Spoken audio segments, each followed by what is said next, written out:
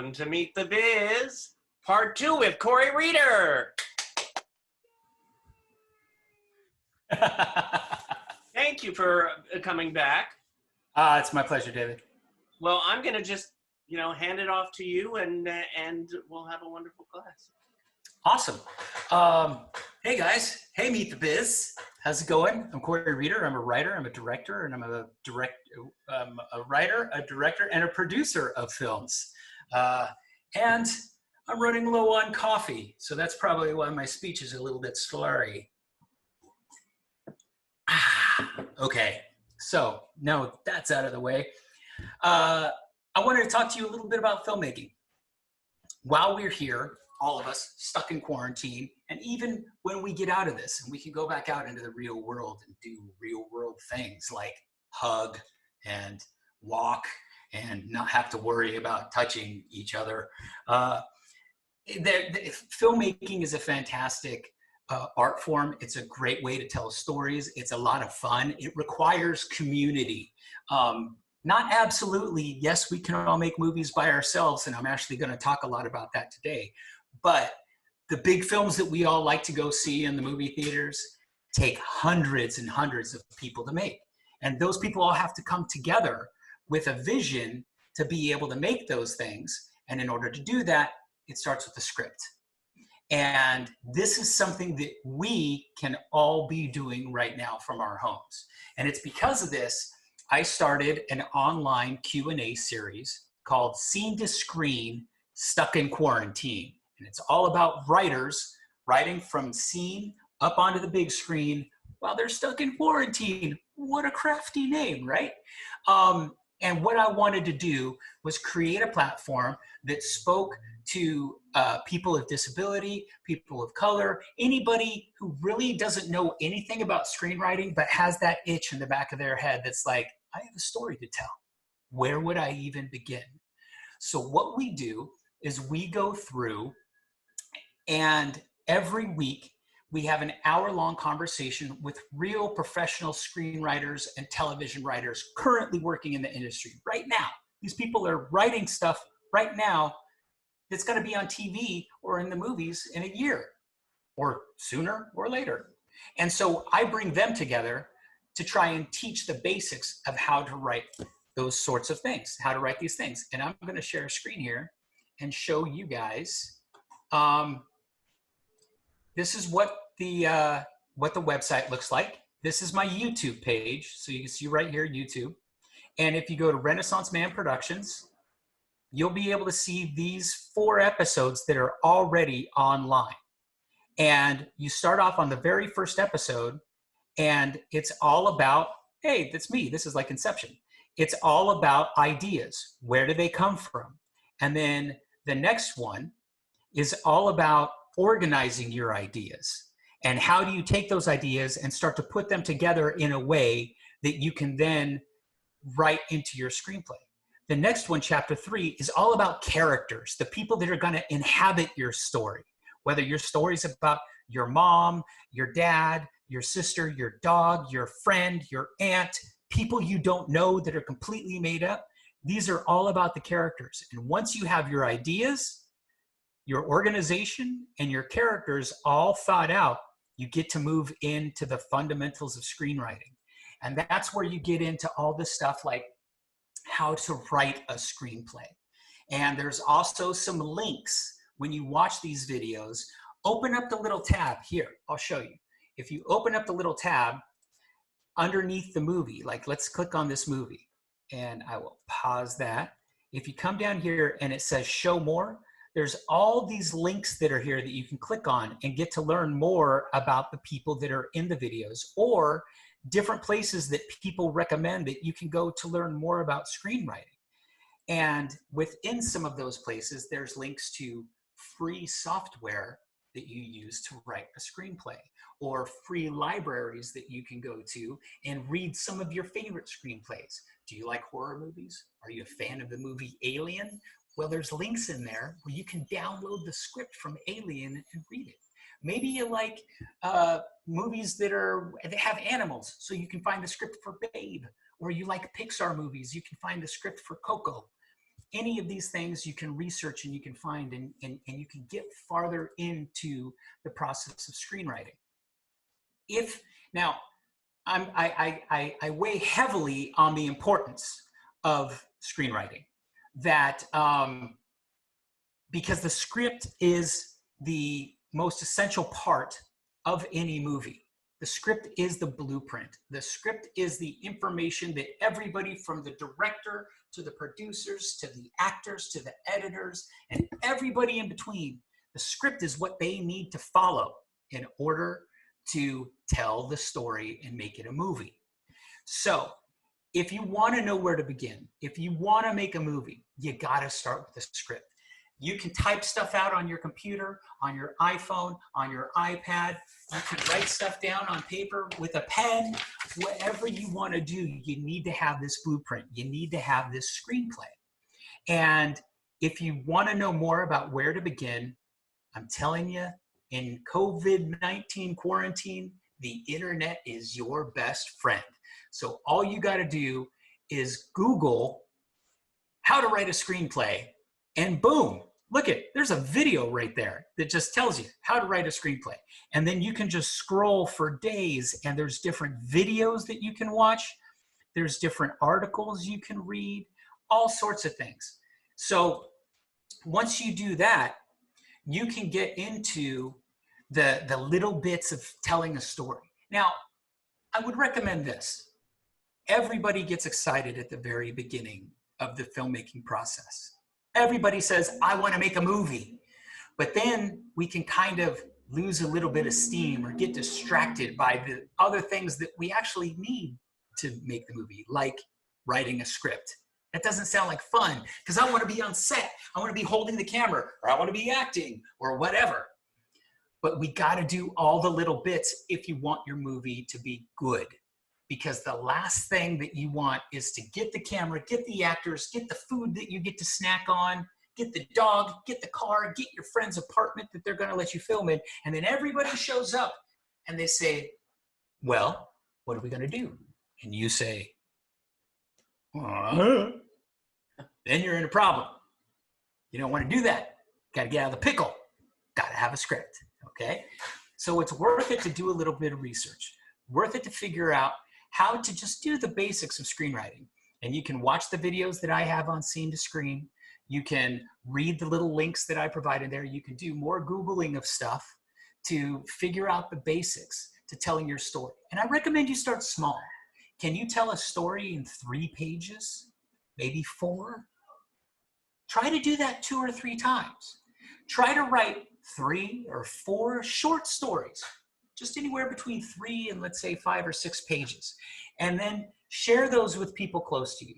Share them with people in your family or your best friend and see what they say. Is there little things that could be made better? Maybe this part's not clear. Add those things. Use the feedback that your friends and your family give you to make your script a little bit better. And then maybe after you've done it 10 times, look at all 10 of the scripts that you've done and say, which one's my favorite? Pick your favorite and then use that one to be the first movie that you go out and make. Now, there's certain things that I would recommend on your first movie. Don't make a movie that has 20 characters in it, because that means you need 20 actors. Try to keep things simple. We're all just learning how to do this stuff.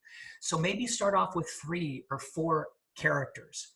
Try to keep them in 1, maybe 2 locations. You don't want to be moving around, because when you have the cameras and all the people and you got to get the cars and you got to go from here to there, it gets really easy to lose time and lose momentum. It's so much easier if you could come up with a story that's all in your house or all in the kitchen or in the kitchen in the backyard.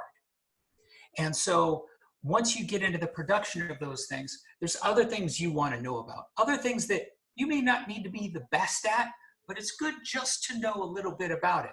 And the first thing I want to talk about with that is camera work. You want to know, because the camera is the eye through which the rest of your audience is going to see your movie.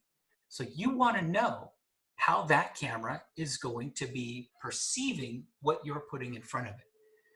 Does the moment that you're trying to tell become really intense and require a slow push in just to make a point?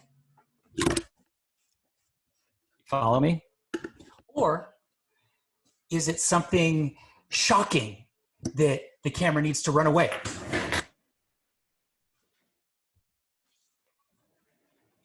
As I destroy my office. Whatever it is, maybe it's a comedic thing and the camera just needs to dolly by. Whatever these things are, I'm all done with the sight gags, y'all. Whatever it is, it's good to know how to use these things because this language of the camera can improve your movie. It's so much better than just having like, "Hi, Cory, how are you today?" "Hi, Cory, I am fine." Have a little bit of movement, have a little bit of a flair, of art. Camera work is an art. So try to put a little bit of that into your movie. And that's another thing, that all you have to do is Google. This is a great website called Videomaker. And Videomaker has articles on all sorts of things. And here's one just on camera angles. This is an amazingly beautiful low angle shot filming up as this guy filters through rice. And as you read through this article, you can read about what different angles mean to the audience when filmed through the eye of the camera, whether it's coming from a vertical position or a horizontal position. And then it breaks down what all of these things mean. Establishing shots are often wide shots. And where you place the actors in the frame, if you're going to put them in the middle or off to a side, can mean different things. Now, if you want to produce or direct your movie, not just write it, these are all things that you're going to want to know because these are the responsibilities that fall upon the director. They need to have conversations with the cameraman or cinematographer, and they need to be able to suss these things out before they even get to the set, to the location. Because what you do when you get to the set is you get right to work. No messing around, no goofing off. Even if it's the funniest comedy you've ever read, written, or want to see, you got to get to work to be funny. So once you learn about camera angles, oh, you know what? I want to share one more website with you guys. Check this out. This is another great resource. This is called No Film School right here. If you go to No Film School's website, they have articles on everything. It's called No Film School because they teach you how to make movies without a film school. Again, brilliant name. Everything you need to know right there in the title. So they have this article, 50 plus camera angles, shots, and movements that break down different sorts of tools that are used. The way that these tools are used to create shots, whether you want to use a handheld shot or a Steadicam shot, all these sorts of things. Now, I want to drive a point home. You don't need fancy gear to make your home movie. All you need is your phone. If you have a phone, you can make a movie with it.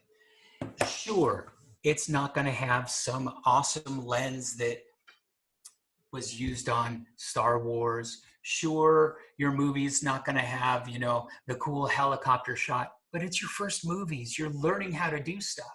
So start off with what you have. I don't want you guys to have to go out and spend a penny on anything that is not a must-have for your movie. If your must-have is an entire box of Snicker bars, that's a good investment. But if your must-have is a helicopter with a camera attached to it, maybe rethink that one. So you've written a great script. You've figured out how you want the camera to work.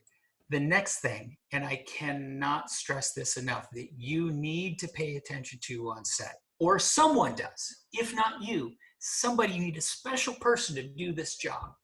And it's the sound man or sound person. That's the person that goes on set and records all the stuff that everybody is going to hear in the movie. Here's a picture of a guy. This is from a website called Premium Beats. And you can see how in the picture this guy is holding a microphone over what's happening on set. Having a good sound recording of what your actors say is so important to a movie, unless your actors don't say anything. If it's a silent movie, you don't need to worry about a sound person. But if anybody says anything, hi, how you doing? Hey, you son of a, I love the flowers. Whatever it is, if you want sound effects, I almost choked. If you want sound effects, if you want noise of the world around you, you need a sound person. So you can go to these same websites. All I did here on this Premium Beats website is I looked up online how to get good sound for a short movie. And this is what it came up with. This was one of the first sites. Now, sure, you can go in and use expensive little recorders like this and get the special fancy microphones that they have. Or I want you guys to look at this picture right here. David, can you see that? The coffee cups with the iPhone on the table? I can. Okay, so here's one of the dirty little secrets of independent movie making that you can do is you can hide another iPhone or another phone on the set next to your actors that is only recording the sound. So if I take my phone and I place it right here, let's see, where can you guys see it? Can you see that? And I place it right here, okay? And let's say there's a scene that I'm talking to David. This is right here picking up, but the camera, see that movie projector back there? Let's say the camera is over there. And if I'm talking to David like this, and there's no microphone around, it might sound very muddy and muffled. It might be really hard to understand because the camera's back there. But if the microphone is right here, nearby where the conversation is happening, sure, we're recording the picture over there, but we've got the audio right here. Oh, that's very nice. And when you get into the editing software, which is what we're going to talk about next, you can put those two things together. And no one will ever know that the camera was back there, but the microphone was right here. Let's say that your actor is walking around and you're like, well, I need to be able to, follow them with the camera, but there's all sorts of noise and birds and stuff like that. Take your phone, plug in your headphones that already have a microphone attached to it, and then tuck this up, I don't know, through your shirt in some sort of way, okay? So no one can see it, because you don't want the camera to see where it is. And then you can use like a little piece of tape or something to hide the microphone somewhere where the camera won't see it. Let's say the camera's always going to be on this side. So you put the microphone over here where no one's going to see it, and then pretend like you can't see that. Here, I'll just tilt up. There you go, fixed it.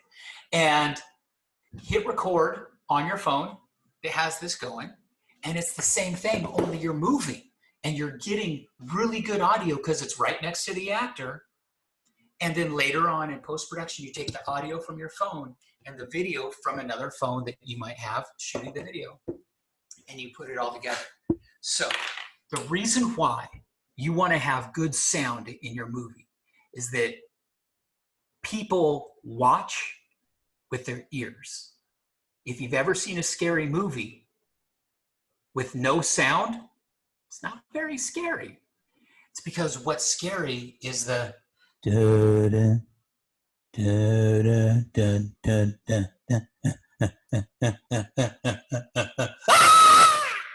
that's what's scary. It creeps up on you. It's the noises of people. And they don't know, and oh my God, it's frantic, it's crazy. Or what makes people swoon is being able to hear the young girl say to the young strapping man, "Oh, I love you, Billy." And you want that audio clear. You don't want it to be like, because then your audience doesn't understand what's happening. We need to hear your voice by you telling your story. And if we can't hear what you have to say through the words in your script, through what the actors are saying on screen, then we're missing part of the magic that you're trying to create. So please have good sound. One last thing one last thing about premium beats is this. There's a lot of websites that are out there, like Premium Beats, that you can go to that have stock sound. So you can go here and look up music, for example. I'll click here and look at this. This is just a lot of music. Now, this isn't music that you're going to necessarily know. This isn't going to be music. It's not going to be Billie Eilish. It's not going to be the Foo Fighters. It's not going to be the Rolling Stones. It's not going to be The Weeknd. But you can find music that sounds like that. And you can buy it to put in your movie for a fraction of the cost. What do I mean by that? Well, here's some real world numbers for you. If you want to put a Billie Eilish song in a movie, it's probably going to cost you, I don't know, maybe $250,000. Oh, maybe not so much. It could be less, but the point is, it's a lot of money. You can buy one of these songs on a website like this. It's called royalty-free music. You can buy that sometimes for $5 a song and put it in your movie. And once you pay the $5, you're done. That's it. So you might have to search through a lot of music to find that one song that you want, the one that swoons with romance or drives hard with like heavy metal rock, whatever it is. But it's worth it to take the time to look through that. They also have cinema scores that you can go through. So if you need some driving action music or you want some comedy, quirky music to be able to put underneath your comedy you're going to make, all of that stuff they have, and that's amazing. So next, I want to talk about how you bring this whole thing together, and that's going to be editing, okay? And when you edit, so before I jump over there, editing is basically marrying the video that you made with the sound that you've captured and being able to splice these things together in a way that makes your movie happen. Shows like it's the ultimate expression of your vision. This is why you wrote the script. And we all know what movies look like in the end, but this is how the sausage is made. I'm talking about how all the pieces are put together. So many of you might have an iPhone, or you might have a Apple phone or Apple computer at home. I think all of these come with some version of iMovie, and iMovie is editing software that's free because you already have it. If you search online, guess what? There's websites that have free editing software. All you need to look for is free editing software. And it will pop up with a bunch of different types of software that you can go to that will show you, oh, there's an article on do's and don'ts for sound recording. There's all sorts of these different websites that you can walk through that not only talk about editing and how to edit, but here's no film school again. 7 simple editing tips that will help you edit like a pro. So this will walk you through different types of editing, things that you can use when you're cutting your movie together to show what you want everything to be about. So go to some place like this and look for some of the different types of editing software that are out there for you to be able to cut your movie together. Sure, there's here's one called Blender, Lightworks, Shortcut. All of these could be available for you. Now, I'm going to be honest. Some of these might be a lot for you to learn. Some of them are really complicated. Maybe find one that's simpler. That's why I started off with iMovie. iMovie is pretty quick and easy to learn, and you can cut your movies together. Remember, we're just talking about your first movie. The more movies you make, what will happen is you'll begin to master slowly the process of movie making. And when you do that, you can improve the tools that you use to make your movies. So soon, maybe after 4 or 5 movies, iMovie will be too simple for you, and you'll have to find something better to edit with. Shooting on an iPhone won't be happy for you anymore, so you got to find a better camera. All of these things come together, and over time, your movies will get better. The thing here is that you have to practice, and you do it again and again. Any movie you like. Think of a movie right now, your very favorite movie in the world that you got to see in a movie theater before all of this quarantine stuff happened. The person that made that movie, the writer, the director, the editors, the cinematographers, they've probably made 25, 50, 100 movies already. That's how they got so good that they got to have their movie be in an AMC movie theater, to be at the ArcLight, to be at the Pacific. That's how they got to be there, because they practiced and they did it again and again and again. So you've made your movie. Let's jump through time there. And now you want to show it to people. And the first thing that everybody likes to do is they say, like, well, I want to put my movie in a film festival. I'll make this brief. Film festivals are a fantastic place to showcase your movie. I recommend everybody submit their movies to film festivals. About 10% of the film festivals you enter, you might get into. So if you enter 10 film festivals, you'll get into one, maybe. There's movies I've made where I've entered 100 film festivals, gotten in maybe 5. Not because my movie was bad. It was just not what they were looking for, or not the right genre, or their brother submitted a movie that year and they've got to show his instead of mine because, well, it's his brother. Whatever the reason is, we'll never know as filmmakers. So I say this with caution. Don't go crazy submitting to film festivals, because you will go broke. Here I have some quick, simple rules on what film festivals to submit to and how to think about submitting into film festivals. And I get asked these questions a lot. So what I did is I wrote a blog about it. And if you go to my website, which is coryreeder.com, you can click on news and blog right here, or scroll down. Oh, there's some of the music videos and other videos David and I were talking about in our last episode. So if you come down here, you can see this series of conversations on festivals. It's called On Festivals. And it's a 3-part read. So you would read all 3 of them. Part 1 breaks down basically what I just told you. Don't waste your money on a bunch of film festivals. The second part talks about, if you're going to invest your money into trying to get into a film festival, pick one that's local, because then you get to go to it if you get in. And part 3 is a list of the film festivals that I recommend you put your money into. And you have to make this ultimate decision. You don't have to put your movie into all of these. I've tried to separate these into different genres or different types of festivals. Ones that are special for shorts. These are the big ones that everybody knows, the famous ones, the Cannes Film Festival, the Sundance, Berlin, and the Toronto Film Festival. These are other amazing film festivals, not quite as big as the 4, and they continue to go down here. Now, one of the things that will probably be of particular interest to the Meet the Biz audience, David, is that I have a section here that is disability specific. Every one of these festivals that has a star next to it is a festival that I entered and one of my films got into.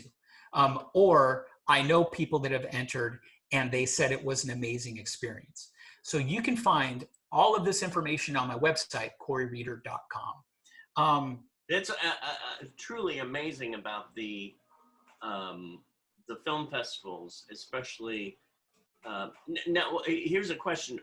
As the years go on, the festivals will change, right, on the list. So it might change. So at this moment, that's the list.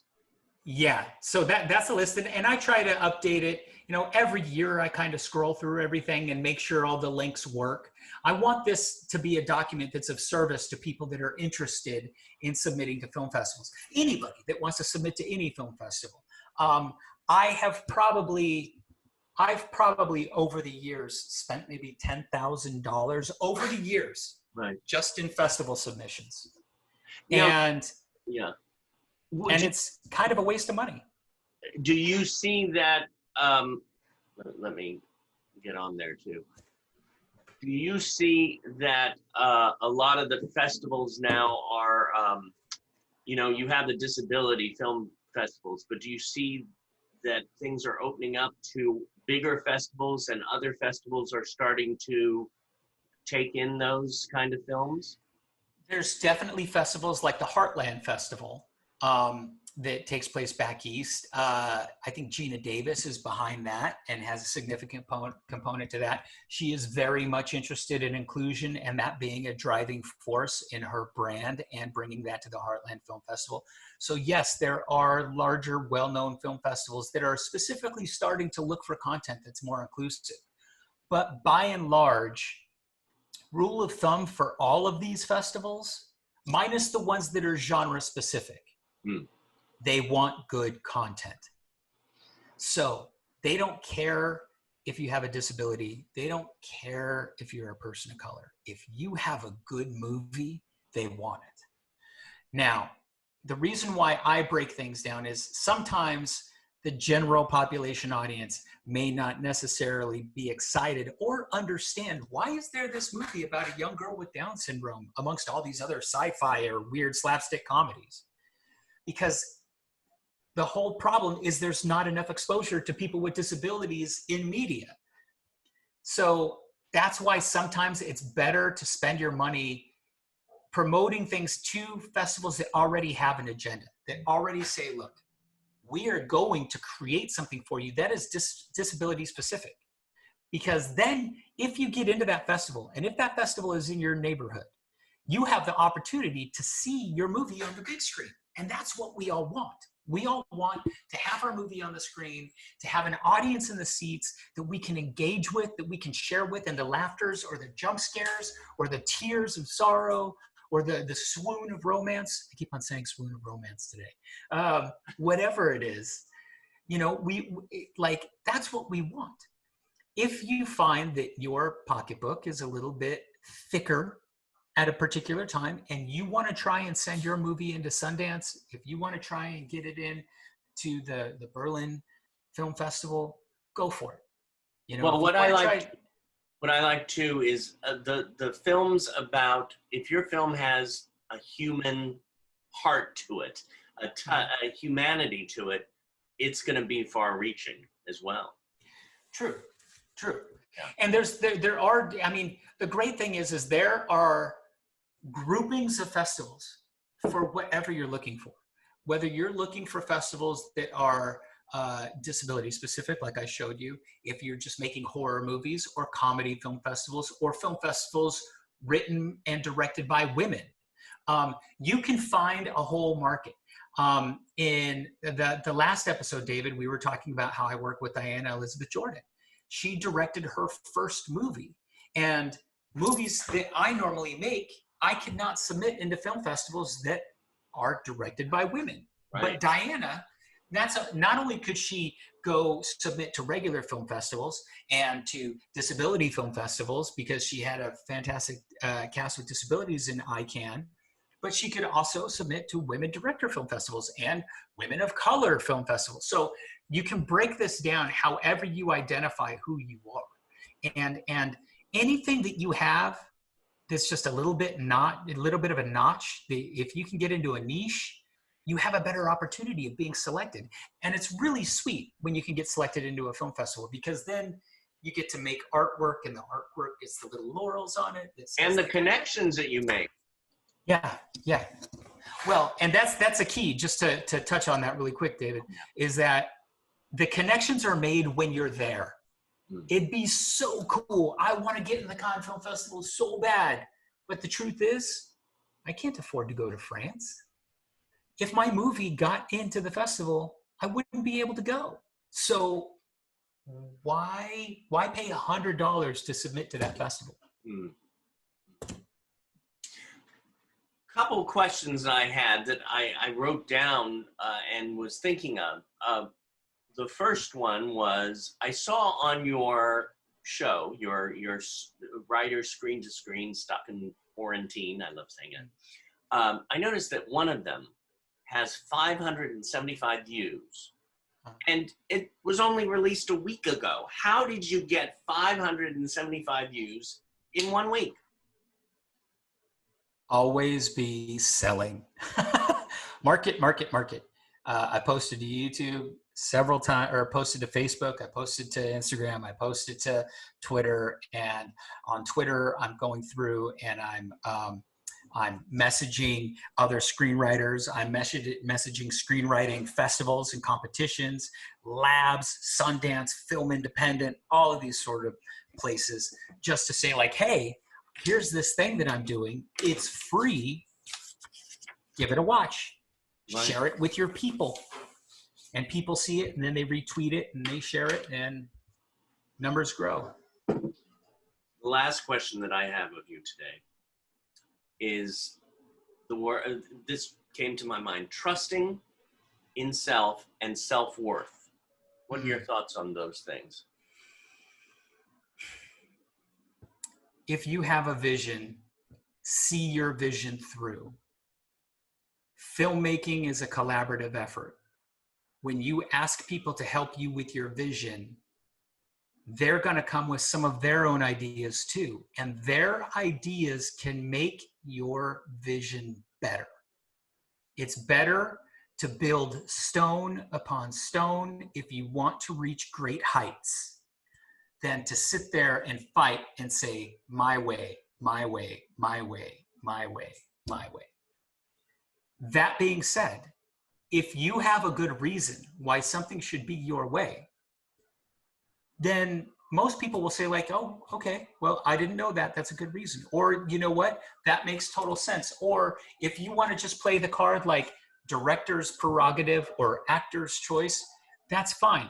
Go ahead and do that. But collaboration is going to make everything better because everybody wants to do their best. And if you start taking things away from people, people aren't going to have fun. And this is supposed to be fun. So, believe in yourself. Know what you want and why you want it. And then go out there and excite people to be a part of it. Ask them for your help. This is so much more fun if we do things together than if we do it by ourselves. So be daring. Go out there. Don't be afraid to do things on your own. And I'll close with one little thing, David. The whole reason that I started Scene to Screen is that I go to events. I've been to a couple Meet the Biz, and I've been to some other things at Performing Arts Studio West, and I see other people with disabilities out and about at different filmmaking things. And people every now and again will come up and say like, hey, Cory, will you write my movie? And the fact is this: I cannot write your story better than you can. I might have more experience in screenwriting. I might know a little bit more about the hero's journey structure of a script, or how to format a script, or how to create good characters. Sure, I know a little bit more about that.